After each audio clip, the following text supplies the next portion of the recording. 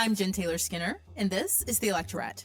This week, I'm bringing you special coverage of the Democratic National Convention in Chicago and interviewing key Democratic surrogates about policy and legislative themes of this year's convention. On this episode, I have a conversation with Representative Shontel Brown of Ohio. Representative Brown and I talk about some of her key legislation, like the legislation she recently introduced to address the threat that artificial intelligence poses to election integrity, as well as the U-Fight Act. That legislation is intended to help women who suffer from uterine fibroids. Lastly, we talk about Representative Brown's home state of Ohio and how they've unlocked some strategies that could help win back the state for Democrats. So, without further ado, please enjoy my conversation with Representative Shontel Brown. Well, Representative Shontel Brown, welcome. Thank you for joining me. Thank you for having me. So, is this your first convention? It is. I am super excited. Didn't know what to expect. But I don't know that anyone could have prepared me for the level of excitement and enthusiasm that we have experienced in this historic convention. This is a really hard question, and I can't really answer it myself, but I'm going to ask you, what has been your most memorable moment so far? Oh my goodness, you have hit me with a hard one. I mean, there have been a multitude of moments. So one of the things, I'll tell you this, one of the things I was most looking forward to was hearing from President Biden. A sentimental moment, a moment that will go down in history. It was both, an emotional ride, just him going through his journey, and the applause and the accolades that he received were so deserving. And so that was exciting. I have to point out the epic roll call. Little John, the surprise appearance by Little John. I don't know that anyone will ever be able to top that, but I'm sure folks will be working on their roll calls for 2028 because of that. And seeing Oprah Winfrey was a surprise. I don't know that anyone was expecting her. First Lady Michelle Obama's remarks were amazing, as well as Leader Jeffrey. So it's just been the music performances. John Legend, Stevie Wonder, Patti LaBelle. It's been amazing. I don't know what else to say. It's amazing. It's been amazing. Okay, so I have another controversial question, right? Okay. Speaking of roll call, because that was one of my favorite parts, did you like the song For Your State? So I had, because I would have picked something else for my state, but anyway. Listen, so I'm from Cleveland. I'm from the land, so a little Bone Thugs and Harmony might have been a bit much, but I mean, hey, Crossroads something. But I'm pleased with what we did. The traditional call for Ohio State that has become a chant for the entire state of Ohio is a beloved gesture, and one that I was proud to share with the whole world. I'll get off the entertainment in a second, but I just want to ask you, because some people are saying, and by some people I mean I heard it on Twitter, some people are saying that something big is scheduled for tonight, like some surprise big event, and I think it's going to be Beyonce. I mean, it has to. She has to come and sing "Freedom," right? What do you think? What's the surprise? That the surprise will be a surprise, but if it's Beyonce, it will be the best surprise of the week, I'm sure. So everyone, the rumors are swirling all around, but I have no intel on that. So we will see. Yeah, we will see. Okay. Well, one of the things I have noticed about this election cycle is how Democrats are, they're lockstep in their messaging, but one of the things that they're doing is they're using storytelling and personal testimony to convey their messages, right? And, you especially see this at the convention on the stage. And I know that you've used storytelling, and that's been central to your getting your messages across with your legislation. And I'm thinking specifically of your legislation that you recently introduced, the U-Fight Act. And that's the Uterine Fibroid Intervention and Gynecological Health and Treatment Act. I hope I got that right. You. Yes, exactly. yes. So tell me about that. So I call myself a fibroid survivor, having gone through surgery, hysterectomy, and having tried treatments prior to that, using birth control, trying to use natural remedies. It was difficult. It was extremely difficult. My life was very unpredictable. My cycles would come unexpectedly. I am very excited to be able to join in the festivities of wearing all white tonight. That was something that I could not comfortably do in the past prior to having my surgery. So it's something that we all as women, as Black women, 80%, I shouldn't say all, but 80% of Black women will experience fibroids. Many of them will be benign, but in my case, they made living very complicated for me. I would have to take days off from work. So it was just, they're like an uninvited guest that just comes and take over your body. And so it was important to me to be able to create some legislation so that we could do more research, because while it impacts 80% of Black women, 60% of women of all races will experience fibroids. And so, with it being such a common thing, there's not enough research and information to deal with prevention and healthy treatment. And so, while the technology and surgeries are improving and becoming less invasive, it is something that I think we can certainly do a better job at, especially given the fact that we are in this historic time where women are crushing it and becoming the majority. We just need to put more investments in our health to ensure that we are living a better quality of life. Yeah. Yeah. I certainly appreciate that because, I had fibroids too. And it's one of those things that I think a lot of women live with and they don't know that they have it. They just think, oh, this is just my body. I just have to live with it. So I appreciate your being vulnerable and bringing that issue to the forefront. And if I understand, yeah, go on.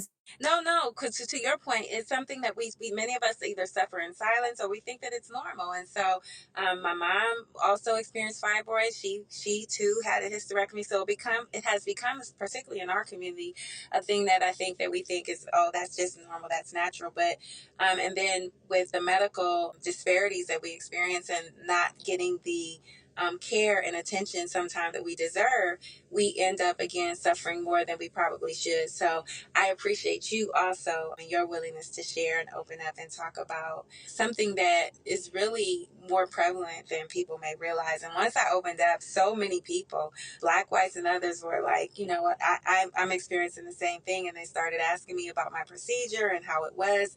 And it certainly, for me, it was one of the best decisions of my life. But if I could have learned or done something more preventative, certainly I would have liked to have done that. And so that's what my legislation proposes to do.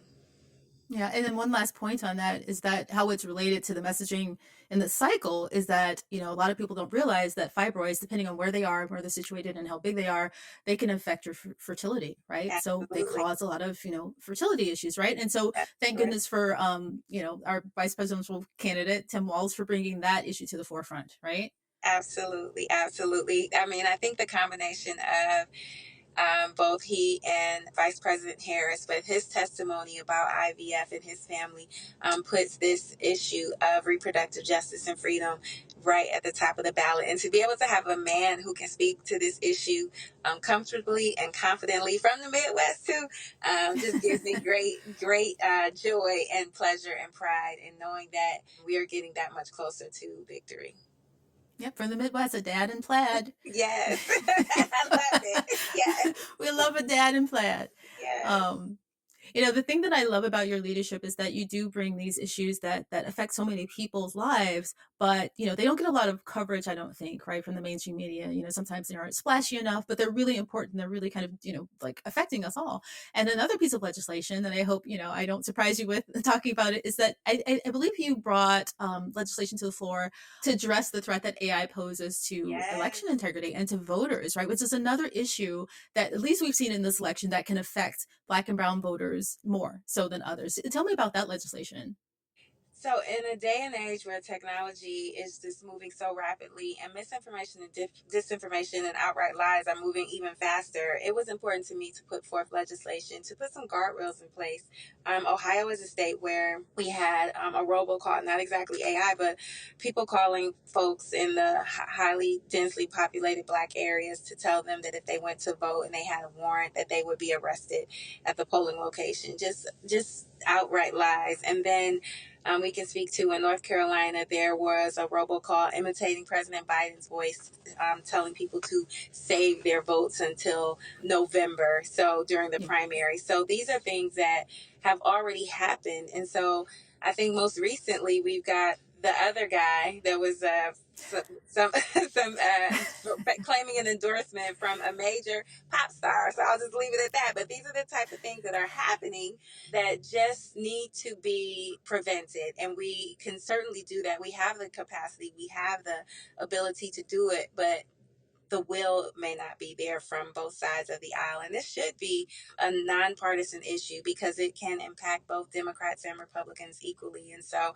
it is my hope that eventually we will get this off the ground so that when images are generated using artificial intelligence, they will be labeled as such so that people can distinguish. Because I think right now, especially with the advancements, it's too hard to tell fact from fiction. And those who are intentionally using it to defraud and deceive voters should be held accountable. And that could mean anywhere from a fine to imprisonment.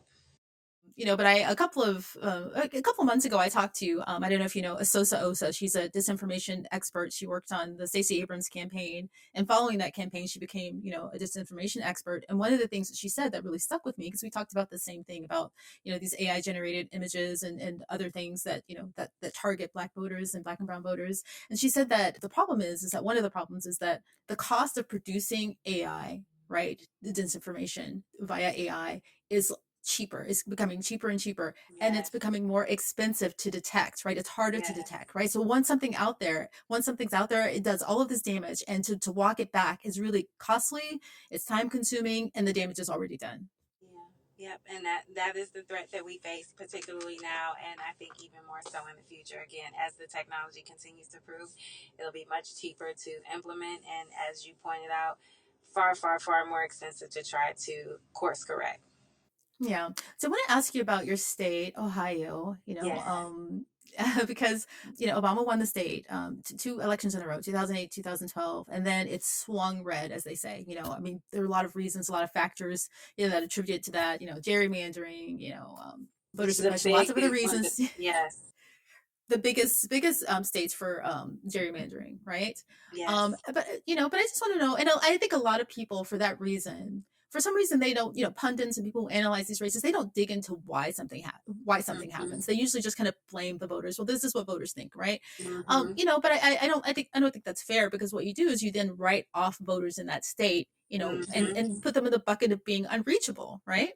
Yes. And I just want to know what you want people to know about your state and about the people in your state, and why they shouldn't dismiss these people in your state as being unreachable on things like, let's say, abortion rights, right? Well, we proved it last year when we had abortion rights on the issue, and I think that we saw a large coalition of voters come together to make sure that we maintain women's ability to make their own healthcare decisions. And this was an issue that I think crosses beyond party lines. You have Democrats, Republicans, Independents, all supporting this issue. And so you don't get to a place called victory without these broad coalitions of support. And so I think when it comes to the gerrymandering, though, the lines have been drawn so much that the races just don't feel competitive. And so people are less inclined to participate, to your point. So it's not the voters per se. It's the fact that the maps have been drawn so ridiculously to leaning to one side or another that people are less inclined to participate in the political process because they feel like the cards are already stacked, because politicians are picking who they serve rather than people picking the politicians. And so I think in Ohio we'll have an anti-gerrymandering ballot issue on the ballot, which I'm excited about, which I think should help drive out turnout, much like we saw last year when it came to the abortion issue. And then we have an amazing senator who has somehow figured out the secret sauce to be able to demonstrate that Ohio is more rigged than it is red. He knows how to win statewide elections, and that's Senator Sherrod Brown. And so Republicans have a huge target on his back. They feel like the state is more red than blue. But I am hoping that my good cousin, Senator Sherrod Brown, will prove them wrong once again. Yeah, yeah. I feel like that's part of the voter suppression, right? That's kind of the sneaky part of voter suppression, is convincing people that their action and their voting doesn't matter, right? Like, that's the part, and you get people to participate in their own oppression in that way, right? That's right. That's very true. I think we have to remind those folks who feel marginalized, disenfranchised, or like their vote does not matter, that people don't try to take things away from you that don't have value, right? And so the fact that, especially in a state like mine, where the Republican Secretary of State has purged over 100,000 voters, these are things that they do to try to make it harder for people to vote. And to me, I describe it as if you can't beat them, then cheat them strategy.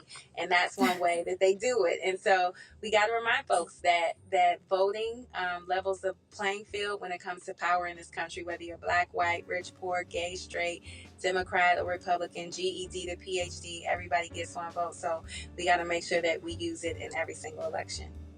Oh, that's great. That's a great note to end on.